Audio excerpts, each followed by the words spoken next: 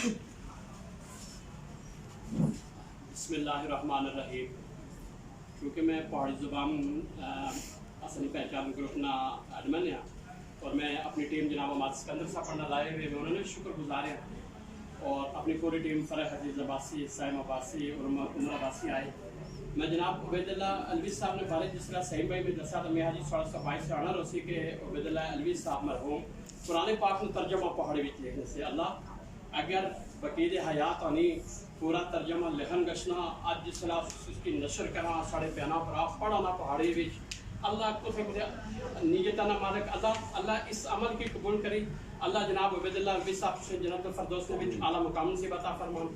جناب طارق نواز صاحب صحافی ہے.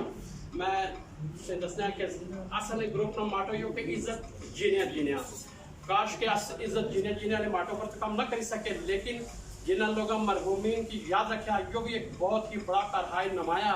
میں سعیم عباسی صاحب تو نے اس کار پر اور اس کمے کے اوپر اسے خراج تحسین پیش کرنے کے اپنے مسن کی یاد کرنا بھی یہ ایک بہت بڑا عمل ہے. اور میں سمجھ رہا ہوں کہ میں تمام جرنلسٹ کے بیٹھا ہوا زندگی میں پہلا اپنے اس طرح اتنی زیادہ تعداد میں جرنلسٹ بیٹھے ہوئے میں جناب کی یہ گزارش کر سکتا ہوں چونکہ سوشل میڈیا ورکر ہیں اور بہت سارے مسائل سارے علاقے جو غربت انتہائی درجے دی اور ہر آدمی پریشان.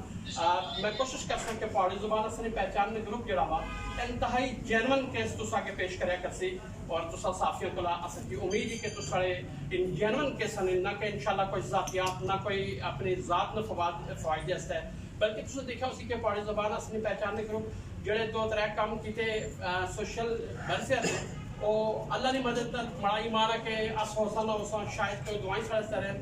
میں تو صافی حضرات بھی ریکویسٹ کر سکتے تاکہ جس طرح پہاڑی زبان نے کوئی سوشل ورک اس کے دسن تو اس پر اپنی قلم اور اپنی آواز بلند سرنات کرنی تاکہ کس سے نہ پیدا ہوئی اچھے اللہ تعالیٰ سارے ان مرحومین کے جنت الفردوس میں بھی اعلیٰ مقام نصیب عطا فرمان.